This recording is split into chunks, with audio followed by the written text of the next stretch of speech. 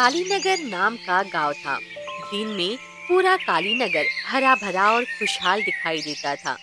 लेकिन जैसे ही रात होने लगती, कालीनगर रात के काले अंधेरे में डूबने लगता। कालीनगर वालों के लिए रात का अंधेरा किसी मुसीबत से कम नहीं होता था। कालीनगर गांव पहाड़ों से घिरा हुआ था और ऐसे ही एक पहाड़ी के अंदर छुपी हुई थी एक काली गुफा। एक शाम अरे भावना, जल्दी जल्दी अपने पैर चलाओ। देखो शाम ढल रही है, कभी भी अंधेरा हो जाएगा। हमें किसी भी हाल में अंधेरा होने से पहले कालीनगर पहुंचना है। जानती हूँ जी, लेकिन हम कब से चल रहे हैं। मैं अब थक गई हूँ। मुझ में अब चलने की शक्ति ही नहीं बची है। ऐसा मत कहो भावना, अगर स्वस्थ रहना चाहती हो तो इस थकान को यहीं छोड़ दो और चलो। एक बार ये पहाड़ी पार करके कालीनगर पहुंच जाए, बस उसके बाद कोई खतरा नहीं है। खतरा? आप किस खतरे की बात कर रहे हैं? वो मैं तुम्हें बाद में बताता हूँ, अभी चलो जल्दी। भावना और रमेश जल्दी जल्दी पैर उठाते हुए चलने लगते हैं। रमेश भावना से आगे चल रहा होता है। सूरज ढल जाता है और अंधेरा छा जाता है। भावना के चलने की हिम्मत जवाब दे देती है और वो काली गुफा के बाहर एक पत्थर पर बैठ जाती है। तभी उसे उस काली गुफा के अंदर से एक औरत की सिसकने की आवाज आती है। वो सुनकर, अरे यहाँ कौन रो रहा है? ऐसा लग रहा है कोई बेचारी औरत फूट फूट कर रो रही है। मुझे उसकी मदद करनी चाहिए। ऐसा विचार करके भावना उस काली गुफा के पास चली जाती है। रमेश बहुत आगे जा चुका था। वो भावना को पुकारने के लिए पीछे मुड़कर देखता है तो भावना कहीं नहीं दिखाई देती है। हे भगवान, ये भावना कहाँ चली गई? अंधेरा हो गया है, मुझे अब डर लगने लगा है। कहीं भावना उस काली गुफा के फेर में फंस तो नहीं गई? अगर फंस गई होगी तो पता नहीं क्या होगा। भावना, भावना, कहाँ हो तुम? जल्दी चलो। रमेश भावना को पुकारते हुए पीछे आता है। भावना उस गुफा के अंदर कौन रो रहा है ये देखते हुए गुफा के पास चली जाती है। अब उसे औरत के रोने के साथ साथ एक बच्चे के रोने की और एक बूढ़े के ठिठुरने की आवाज आती है। समझ नहीं आता है कि ये कैसी अजीब आवाजें आ रही है इस गुफा से। कभी लगता है कि कोई औरत रो रही है, कभी लगता है कोई बच्चा रो रहा है, कभी लगता है कोई बूढ़ा ठंड से ठिठुर रहा है। क्या करूं? गुफा के अंदर जाऊं या नहीं? मुझे तो डर लगने लगा है। अंधेरा भी बहुत हो गया है। ये भी पता नहीं कितने ही आगे चले गए हैं। क्या करूं? भावना ऐसे ही सोचते हुए उस गुफा के अंदर देखती है और डर के मारे बेहोश होकर नीचे गिर जाती है। तभी रमेश वहां आता है। भावना, भावना, तुम यहाँ क्या कर रही हो? रमेश भावना को उठा लेता है, उस गुफा से दूर ले जाता है। वो जैसे तैसे भावना को अपने घर ले आता है। भावना अभी भी बेहोशी होती है। ये देखकर उसकी सास, क्या हुआ बेटा रमेश? ये बहू ऐसे क्यों सोई हुई है? माँ, ये सोई नहीं है, बेहोश हो गई है। क्या? बहू अचानक बेहोश हो गई है? उसकी तबीयत तो ठीक है ना? हाँ माँ, तबीयत तो बिल्कुल ठीक है, पर पता नहीं अचानक क्या हुआ। हम पड़ोस के गांव से लौट रहे थे, तब अचानक ही बेहोश हो गई। रमेश की ये बात सुनकर कमला के चेहरे पर डर छा जाता है। बहू कहीं उस काली गुफा के पास तो नहीं गई थी? कमला डरते हुए पूछती है। हाँ माँ, आते समय चलते हुए भावना बहुत थक गई थी। मैं उसे बहुत कह रहा था कि जल्दी चलो, हमें अंधेरा होने से पहले कालीनगर पहुंचना है, पर वो अचानक कहीं रुक गई। मैंने जब पीछे मुड़कर देखा तब भावना मेरे पीछे नहीं थी। मैंने पीछे जाकर देखा तो भावना काली गुफा के बाहर बेहोश पड़ी हुई थी। इसलिए मैं हमेशा कहती हूँ कि अंधेरा होने के बाद पहाड़ी के आसपास भी जाना सुरक्षित नहीं है। हाँ माँ, मैंने बचपन से तुमसे सुना है कि अंधेरा होने के बाद पहाड़ी के आसपास गांव का कोई भी नहीं जाता है, और इसीलिए मैं भावना को जल्दी करने को कह रहा था, पर सच में वो बहुत थक गई थी। अनर्थ हो गया बेटा। बहू को उस गुफा के पास नहीं जाना चाहिए था। बहुत सालों पहले जब तुम सिर्फ 2 साल के थे, तब तुम्हारे बापू लकड़ी तोड़ने के लिए पहाड़ी पर गए थे। उस दिन के बाद वो कभी नहीं लौटे। सिर्फ तुम्हारे बापू ही नहीं, गांव के कई लोग उस पहाड़ी के पास जाने के बाद कभी नहीं लौटे हैं। वो सब कहाँ गायब हो गए हैं, जिंदा भी है या नहीं, ये आज तक किसी को पता नहीं चला। पर माँ, अब भावना कब होश में आएगी और ऐसा क्या हो गया उसके साथ? वही कुछ समझ में नहीं आ रहा बेटा। पिछले कुछ सालों से अंधेरा होने के बाद जो भी पहाड़ी के पास जाता है वो ऐसे ही बेहोश हो जाता है। जब वो होश में आता है तब उसका अपने बुद्धि पर कोई अंकुश नहीं होता। उसकी मति भ्रष्ट हो जाती है। इसका मतलब कि माँ, भावना की मति भ्रष्ट हो गई होगी। पता नहीं बेटा, अब जब तक बहू होश में आएगी तभी कुछ पता चलेगा। रमेश और कमला भावना के होश में आने का इंतजार करने लगते हैं। कुछ देर के बाद भावना होश में आ जाती है, पर उसका अपने आप पर कोई नियंत्रण नहीं होता है। वो रमेश के पास आती है और मुझे इस काली गुफा से बाहर निकालो, जाने दो मुझे, नहीं तो किसी को नहीं छोड़ूंगी। छोड़ दो मुझे, छोड़ दो। भावना का ये रूप देखकर कमला और रमेश को उसकी बहुत चिंता होने लगती है। उसी गांव में सुमित्रा नाम की एक गरीब विधवा रहती है, जिसका 20 साल का बेटा था केशव। एक रात केशव सो रहा था, तब अचानक उसे सपने में वही काली गुफा दिखाई देती है। अमावस की रात होती है और घना अंधेरा छाया हुआ होता है। केशव को गुफा के बाहर वही औरत के सिसकने की, बच्चे के रोने की और किसी बूढ़े के ठिठुरने की आवाजें सुनाई देती है। केशव चौंक जाता है और उसकी नींद खुल जाती है। वो बहुत डर जाता है और डर के मारे उसका शरीर पसीने से भीग जाता है। सुमित्रा की नींद खुलती है और वो केशव को पसीने से भीगा हुआ देखती है और क्या हुआ केशव, तुम इतने डरे हुए क्यों लग रहे हो? माँ, मैंने अभी एक सपना देखा। सपने में मैंने देखा कि मैं पहाड़ों के बीच बने हुए एक काली गुफा के पास बैठा हुआ हूँ। उस काली गुफा के अंदर से किसी औरत की सिसकने की आवाज आ रही थी। ऐसा लग रहा था कि वो बहुत देर से फूट फूट कर रो रही हो। उसकी आवाज में ऐसा दर्द था कि लग रहा था वो कोई बहुत पुराना और गहरा राज बताना चाहती हो। कुछ देर के बाद मुझे एक छोटे से बच्चे की आवाज सुनाई दी। वो बच्चा भी बहुत रो रहा था और एक बूढ़े आदमी की ठंड से कांपने की आवाज आ रही थी। केशव की ये बात सुनकर सुमित्रा की आंखों में वही डर का भाव आ गया जो कमला के चेहरे पर था। सुमित्रा ने कहा, बेटा, तुमने इससे पहले कभी वो सपना देखा है? नहीं माँ, आज पहली बार मुझे ये सपना आया था। तुम कभी उस जगह पर गए हो? नहीं माँ, आप तो मुझे इस गांव से बाहर जाने कहाँ देती हैं। मैं कभी गलती से भी उस जगह पर नहीं गया हूँ। क्या हुआ माँ, सच में ऐसी कोई जगह है क्या? नहीं नहीं बेटा, ऐसी कोई जगह नहीं है। तुमने जो सपना देखा उसे अब भूल जाओ और सो जाओ। कभी कभी हमें ऐसे डरावने सपने आते हैं, उसके बारे में इतना मत सोचो। चलो आंखें बंद करके सोने की कोशिश करो। केशव अपनी आंखें बंद कर लेता है, पर उस काली गुफा के बारे में सोचकर सुमित्रा की नींद उड़ जाती है। सुमित्रा और केशव मुखिया के खेत में मजदूरी करने जाते थे। अगले दिन सुमित्रा खेत में काम कर रही थी, तब अरे सुमित्रा, तुम्हें भावना के बारे में पता चला? नहीं, मुझे तो कुछ भी पता नहीं है। क्या हुआ भावना? अरे कल भावना काली गुफा के पास गई थी। क्या? काली गुफा के पास? हे भगवान, अब तो कैसी है भावना?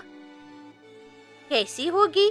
तुम्हें तो पता है कि काली गुफा के पास जो जाता है उसके साथ क्या क्या होता है।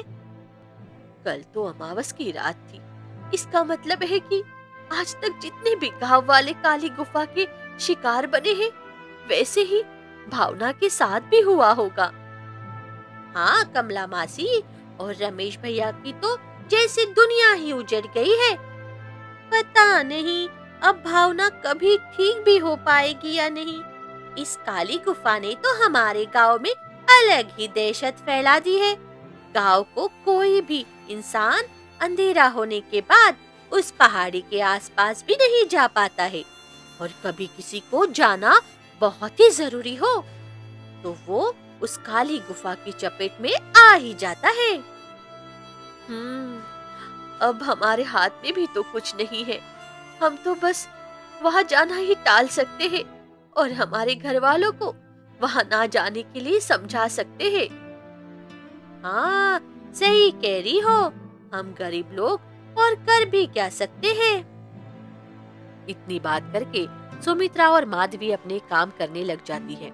केशव छुपकर सुमित्रा और माधवी की बातें सुन लेता है। वो समझ जाता है कि उस काली गुफा का कुछ तो रहस्य है जो उसके सपने में आई थी।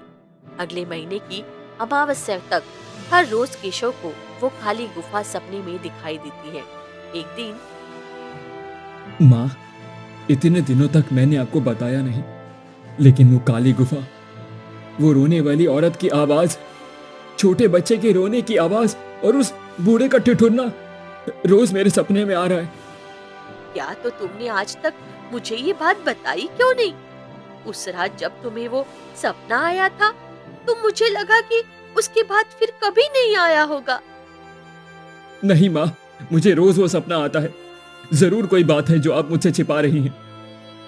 नहीं, ऐसी कोई बात नहीं है बेटा, वो तो बस एक सपना ही है। अगर ये सिर्फ एक सपना है तो उस दिन आप माधवी मासी के साथ भावना काकी के बारे में क्या बात कर रही थी? क्या हुआ है उन्हें? वो भी तो उस काली गुफा के पास गई थी। ये सब तुम्हें कैसे पता? मैंने तुम दोनों की बात छुप कर सुन ली थी। मुझे इतना तो पता चला है कि काली गुफा में यहीं कहीं हमारे गांव के आसपास है और उस गुफा के पास जाने वाले के दिमाग पर असर होता है। तुम सही कह रहे हो बेटा, वो काली गुफा हमारे गांव में जो पहाड़ है उसी के बीच है। उस गुफा में क्या है वो तो पता नहीं, पर उस गुफा के पास जाने वालों को औरत और बच्चे के रोने की आवाज या किसी बूढ़े की ठंड से कांपने की आवाज आती है। ये बात सच है। जो कोई भी ये आवाजें सुन लेता है उसका मानसिक संतुलन हिल जाता है और वो अजीब अजीब बातें करने लगता है। किसी ने कभी ये जानने की कोशिश नहीं की कि उस गुफा में सच में क्या है?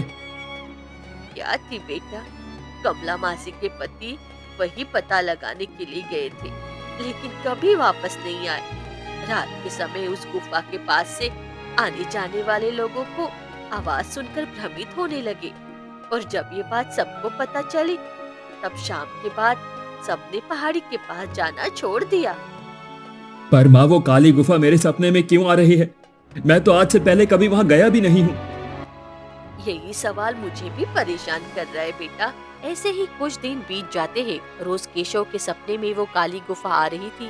केशव को ऐसा लगने लगा था कि वो गुफा उसे अपने पास बुला रही है। केशव अब गांव में ध्यान से देखने और घूमने लगता है। गांव वालों को परखने की कोशिश करने लगता है। कुछ दिनों में वो महसूस करता है कि गांव में कुछ लोग हैं जो अपनी सुध बुध खो बैठे हैं। उनके परिवार वालों को उनकी बहुत चिंता हो रही है। कमला और रमेश की हालत देखकर केशव को बहुत बुरा लगता है। आज तक कमला मासी ने सब गांव वालों की बहुत मदद की थी, लेकिन इस बार सब उसे भावना के लिए मदद की जरूरत थी। तब गांव वाले चाहकर भी उसकी मदद नहीं कर पा रहे थे। ये सब देखकर मुझे कुछ करना होगा। गांव वालों की ऐसी हालत क्यों हो रही है, इसकी जानकारी लेनी पड़ेगी। कब तक गांव वाले उस पहाड़ी में छुपी काली गुफा से डर से ऐसे घर में बैठे रहेंगे? शाम के बाद सबका गांव से बाहर निकलना मुश्किल हो गया है। वो काली गुफा रोज मेरे सपने में आती है। इसका मतलब है कि मेरा उस गुफा के साथ जरूर कोई संबंध है। अब मैं ही उस रहस्य को खोज निकालूंगा। रात हो जाती है, वो भी अमावस की रात होती है। केशव और सुमित्रा खाना खा लेते हैं और सुमित्रा सो जाती है। सुमित्रा गहरी नींद में सो गई। इसकी तसल्ली करके केशव धीरे से घर के बाहर आता है। हाथ में लालटेन लेकर वो पहाड़ों के पास जाने लगता है। कुछ देर के बाद केशव उस काली गुफा के पास आ पहुंचता है और उसे वो सब आवाजें सुनाई देने लगती है जो आज तक उसने सपने में सुनी थी। ये गुफा तो बिल्कुल वैसी ही है जैसे मैंने सपने में देखी थी। वही आवाजें भी आ रही हैं। पर मैं अब डरूंगा नहीं। आज मैं इस काली गुफा के अंदर जाकर रहूंगा। इसके रहस्य का पता लगा कर ही रहूंगा मैं। केशव बिना डरे उस गुफा के अंदर चला जाता है। काली गुफा सच में इतनी काली थी कि अंधेरा भी उसके कालिक के सामने शर्मा जाए। केशव लालटेन की रोशनी में आगे बढ़ने लगता है और उसे आने वाली आवाजें और तेज हो जाती है। गुफा के दीवारों पर उसे कुछ परछाइयां दिखने लगती है जो केशव को डराने की कोशिश कर रही थी, पर केशव निडर होकर आगे बढ़ने लगता है। केशव अब उस काली गुफा के बीचों बीच आ जाता है। वहां उसे औरत के सिसकने की आवाज अब बहुत तेज आने लगती है। केशव वही खड़ा रहता है और कहता है, कौन है? कौन है आप देवी जी? और आप रोज रोती क्यों रहती हैं? ऐसा क्या दुख है आपको? मुझे बताइए, मैं आपकी सहायता करने की कोशिश करता हूँ। केशव बिना डरे शांति से और बड़े ही कोमल आवाज में ऐसा कहता है। उसके ऐसे कहते ही एक औरत की काले रंग की परछाई केशव के सामने हवा में उड़ते हुए आकार में आकर खड़ी हो जाती है। केशव उस परछाई से भी नहीं डरता। केशव फिर कहता है, आप मेरी विनती पर आई, इसीलिए मैं आपका धन्यवाद करता हूँ। आप बताइए, आप क्यों रो रही हैं? और वो बच्चा, वो कहाँ है जिसके रोने की आवाज मैं पिछले कई दिनों से सपने में सुन रहा हूँ? वो बूढ़ा जो ठंड से ठिठुर कर कांप रहा था, ऐसे में सपने में महसूस कर चुका हूँ। मुझे वो सपना क्यों आता है? केशव के सवाल सुनकर परछाई ने एक गहरी सांस ली और वो परछाई अब बोलने लगती है। आज पहली बार कोई ऐसा इस गुफा के अंदर आया है जो निडर है। आज तक इस गुफा के बाहर आने वाली आवाजें सुनकर सब डर जाते थे। किसी ने ये खोजने की कोशिश ही नहीं की। तुम्हें डर नहीं लगा? हाँ, लगा था कि जब पहली बार मैंने सपने में इस गुफा की और उस रोने वाली आवाजों को सुना था, पर जब मैंने भावना काकी और गांव के बाकी सभी लोगों पे अपनी सद्बुद्धि खोते हुए देखा, तब मैंने ठान लिया कि इस मैं गुफा के रहस्य को जानकर ही रहूंगा। अब आप बताइए कि आप सबको क्यों डराती हैं? इस गुफा के पास आने वालों की सुध-बुध क्यों खो जाती है? मैं कजरी हूँ। मैं कोई राक्षस या कोई मायावी भी नहीं हूँ। मैं तो बस ऐसी आत्मा हूँ जिसे तब तक मुक्ति नहीं मिलेगी जब तक मेरी ऐसी हालत करने वाले को सच सामने नहीं आएगा। कजरी की ये बात सुनकर केशव के मन में अब और ज्यादा सवाल उठने लगते हैं। कौन है वो जिसने आपकी ऐसी हालत की, और क्यों? इस गांव का मुखिया वामन। वामन ने कई सालों पहले अपने स्वार्थ के लिए मेरी हत्या की थी, और वो भी उस समय जब मैं 9 महीनों की गर्भवती थी। क्या मुखिया वामन ने? पर वो तो सभी गांव में सबके साथ मिलजुल कर रहता है। वो किसी की हत्या क्यों करेंगे? तुम्हें मेरी बातों पर विश्वास नहीं हो रहा है ना? उस मुखिया के खाने के दांत अलग है और दिखाने के अलग। वो सबसे मिलजुल कर रहने का बस नाटक करता है। लोगों को अपनी मीठी मीठी बातों में फंसाकर उन्हें अपने स्वार्थ के लिए वो मार डालता है। क्या ऐसा क्या स्वार्थ है मुखिया जी का? ये गुप्त धन का खजाना। गुप्त धन का खजाना हासिल करने के लिए उसने सिर्फ मेरा ही नहीं, मेरे पिता, मेरे पति और गांव के और भी लोगों की हत्या की है। बस हम ही नहीं, उस दुष्ट मुखिया ने तुम्हारे पिता की भी हत्या की है। ये बात सुनकर केशव को बहुत धक्का लगता है और वो कहता है, मेरे पिता की हत्या की थी? पर माँ ने तो कहा था कि मेरे पिताजी एक बार लकड़ियां काटने के लिए गए थे, तब उन्हें शेर पकड़ कर ले गया था। ये झूठी बात जरूर उस मुखिया ने ही पूरे गांव में फैलाई होगी। मेरी कुछ समझ में नहीं आ रहा। तुम सच और पूरी बात बताओ मुझे। कजरी अब केशव को कुछ सालों पहले घटी हुई एक घटना बताना शुरू करती है। बहुत सालों पहले की बात है। तब मुखिया वामन लगभग 40 साल का था। एक दिन मुखिया वामन पहाड़ों में बसे हुए काली पहाड़ी के पास से जा रहा था। तब उसे एक साधु का भेष बनाया हुआ मनुष्य मिलता है। वो साधु एक पेड़ के नीचे बैठा हुआ था। उसने मुखिया को देखा और वामन, तुम वामन हो ना? वामन उसकी बात सुनकर चौंक जाता है, क्योंकि आज से पहले वामन ने उससे कभी नहीं मिला था। वामन ने कहा, साधु बाबा, आपने मेरा नाम कैसे पहचाना? हम तो आज से पहले कभी नहीं मिले हैं।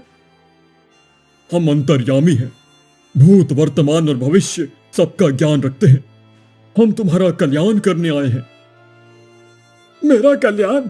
पर साधु बाबा, मैं जानता हूं कि तुम इस गांव के मुखिया हो, तुम धनवान हो, पर तुम्हें और ज्यादा धन की लालसा है, और वो भी बिना श्रम के। हाँ हाँ, आप सही कह रहे हैं, पर ऐसा कोई रास्ता है जिससे मैं कुछ काम किए बिना इस गांव का सबसे अमीर आदमी बन जाऊं? एक मार्ग है, पर उसके लिए तुम्हें मुझे उसका मूल्य देना पड़ेगा और कुछ अघोर काम करने पड़ेंगे। मतलब आप कहना क्या चाहते हैं? इन्हीं पहाड़ों के बीच एक गुप्त धन का खजाना छिपा हुआ है। तुम वो खजाना हासिल कर सकते हो, पर उस गुप्त धन को हासिल करने के लिए उस खजाने को कुछ देना पड़ता है। खजाने को क्या देना पड़ता है साधु बाबा? बलि। उस खजाने को बलि की प्यास है। जब उसे बलि मिल जाएगी, तब वो खजाना तुम्हारे सामने प्रकट हो जाएगा। वो खजाना इतना बड़ा है कि केवल तुम ही नहीं, तुम्हारे आने वाली 7 पीढ़ियां भी बिना कोई श्रम किए धन से खेलती रहेंगी। साधु बाबा की ये बात सुनकर वामन के मन में लालच पैदा हो जाता है। इतने बड़े धन के खजाने की बात सुनकर उसका मन अब बस यही कहने लगता है कि उसे वो खजाना हासिल करना है। ठीक है साधु बाबा, मुझे वो खजाना चाहिए। मैं बलि देने के लिए तैयार हूं। तुम्हें पता है कि बलि किसकी देनी है? आप बताइए बाबा, किसकी बलि देनी है? तुम्हें 7 मनुष्यों की बलि देनी है। क्या मुख्य इंसानों की बलि देनी है मुझे? 7? पर अब पर और परंतु का समय नहीं है। अगर तुम्हें वो गुप्त दान चाहिए तो तुम्हें यह करना ही होगा। अगर ये तुमने नहीं किया तो कोई और कर लेगा। वो खजाना किसी ना किसी का तो हो ही जाएगा। वामन कुछ देर सोचता है और ठीक है, इस गांव में बहुत ही गरीब लोग रहते हैं जिन्हें मैं आसानी से मूर्ख बना सकता हूं। हम दोनों उनकी बलि दे देंगे, किसी को कुछ पता नहीं चलेगा। वामन साधु को पैसों की एक बड़ी पोटली देता है। उस दिन के बाद वामन गांव के गरीब लोगों को अपनी बातों में फंसाकर काली गुफा के पास ले आता है और वहां उनकी बलि दे देता है। एक एक करके 5 लोगों की बलि देता है और एक दिन बाबा, अब बस 2 ही बलि देनी बाकी है। हाँ, पर अब तुम्हें एक मर्द की और एक गर्भवती स्त्री की बलि देनी होगी। तुम्हें ऐसी स्त्री ढूंढनी होगी। जब उस स्त्री की बलि पूरी हो जाएगी, वो खजाना प्रकट हो जाएगा। कुछ दिनों के बाद केशव के पिताजी लकड़ी तोड़ने के लिए जंगल में गए हुए थे। तब वामन उन्हें मिलता है और अरे बलराम, जंगल में क्या कर रहे हो? लकड़ी तोड़ने जा रहा हूँ मुखिया जी। अब घर चलाने के लिए कुछ तो काम करना पड़ेगा। हाँ हाँ, सही कह रहे हो। घर परिवार चलाने वाले को काम तो करना ही पड़ता है। तुम्हारे बेटा भी है ना? क्या नाम है उसका? हाँ हाँ, केशव। उसकी पढ़ाई लिखाई का भी तो प्रबंध करना है तुम्हें। अभी तो 2 समय की रोटी भी नहीं कमा पा रहा हूँ, बाकी सब तो बात की बात है। तुम चाहो तो मेरे पास तुम्हारी गरीबी खत्म करने का एक उपाय है। ऐसा क्या उपाय है मुखिया जी? मैंने सुना है कि काली गुफा में एक बहुत बड़े ज्ञानी साधु आए हैं। वो तुम्हारी इस गरीबी को मिटाने का जरूर कोई उपाय बता सकते हैं। अच्छा, ऐसा है तो चलिए, मुझे उनसे मिलना है। वामन बलराम को बातों में उलझाकर काली गुफा के अंदर ले जाता है और उसकी बलि देने के लिए तलवार उठाता है और उस पर वार करता है। बलराम के शरीर से खून बहने लगता है। अब बस एक और बलि देने की देर है। फिर वो गुप्त धन खजाना मेरा होगा। तुमने ये ठीक नहीं किया मुखिया, तुम्हें इसकी सजा जरूर मिलेगी। कौन देगा मुझे सजा? अब मैं पूरे गांव में ये बात फैला दूंगा कि तुम्हें शेर जंगल में ले गया और खा गया। किसी को कभी सच नहीं पता चलेगा। तुमसे पहले भी मैंने लोगों की बलि दी है और उसके साथ क्या हुआ है ये किसी को नहीं पता चला। आएगा एक दिन, जरूर आएगा, जो तुम्हारा सच पूरे गांव के सामने उजागर कर देगा, देख लेना। बलराम की मौत हो जाती है और उसे मुखिया झूठ फैला देता है कि उसे शेर ने खा लिया है। उसके बाद वो गांव की कजरी के घर जाता है। कजरी 9 महीने की गर्भवती थी और दुष्ट वामन ने कजरी के पति की बलि पहले ही दे दी थी। वामन को देखकर, मुखिया जी, आप यहाँ? क्या काम है आपको?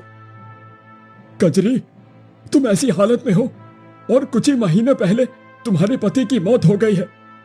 मुझे तुम्हारे लिए बहुत बुरा लग रहा है।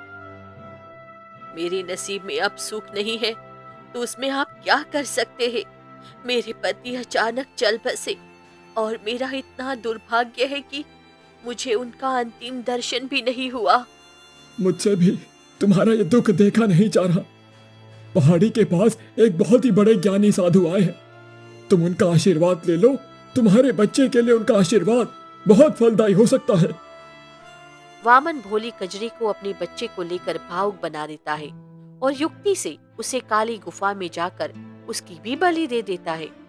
कजरी के पिता ये सब देख लेते हैं और वामन को भला बुरा कहने लगते हैं। तब वामन उन्हें बर्फ से बनी एक दीवार में बंद कर देता है। ठंड की वजह से उनकी भी मौत हो जाती है। वामन साधु की राह देखने लगता है लेकिन वो लौटकर नहीं आता है। वो दरअसल कोई साधु नहीं, बस एक बहरूपिया था जो वामन से बहुत सारे पैसे कर चला गया था। पता नहीं साधु बाबा क्यों नहीं आए। कब से उनकी राह देख रहा हूँ। 7 बलियां तो हो गई हैं, पर अब तक गुप्तदान प्रकट नहीं हुआ है। आगे क्या करना है ये तो साधु बाबा ही बता सकते हैं। साल बीत जाते हैं लेकिन बहरूपिया साधु नहीं लौटता। मुखिया वामन भी इस बात को भूल जाता है। मुखिया जी ने तो बहुत बुरा किया है, पर एक बात समझ में नहीं आ रही है। फिर ये काली गुफा, आपका सिसकना, आपका बच्चा जो जन्म लेने से पहले ही मर चुका था, उसका रोना और आपके पिताजी का ठंड के मारे कांपना, ये सब मेरे सपने में क्यों आ रहे थे? तुम्हारे पिताजी ने मुखिया से कहा था कि कोई आएगा जो तुम्हारा सच बाहर निकालेगा, तो शायद उन्होंने ही तुम्हें ये सपना दिखाकर प्रेरणा दी होगी। तुम्हें इस गुफा के दीवारों पर जो परछाइयां दिखाई दे रही है वो सब उन लोगों की है जिनकी बलि दी गई थी। कजरी की बात सुनकर केशव सुन्न होकर बैठ जाता है।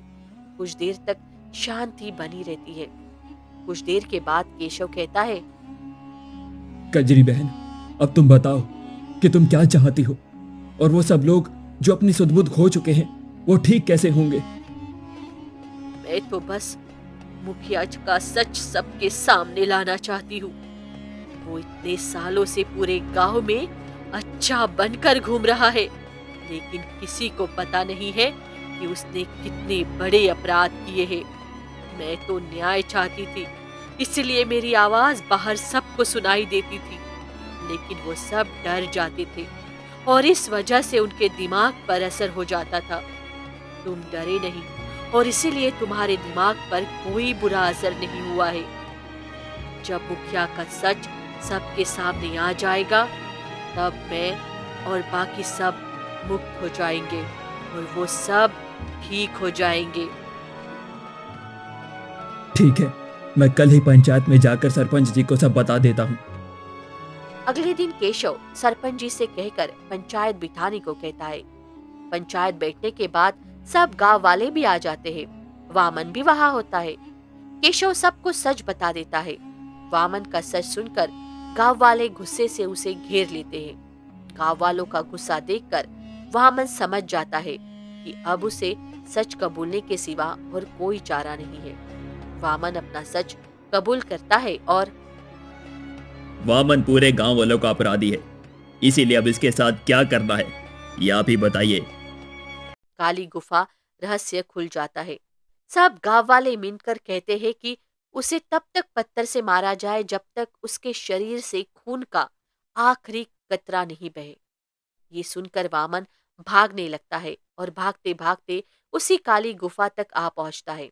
वामन के अंदर जाते ही काली गुफा का दरवाजा एक बड़े पत्थर से बंद हो जाता है और एक चीख उस गुफा में गूंजती है।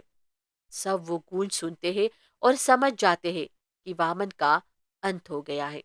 उस दिन के बाद काली गुफा से कोई आवाज नहीं आती। भावना के साथ बाकी सब भी ठीक हो जाते हैं।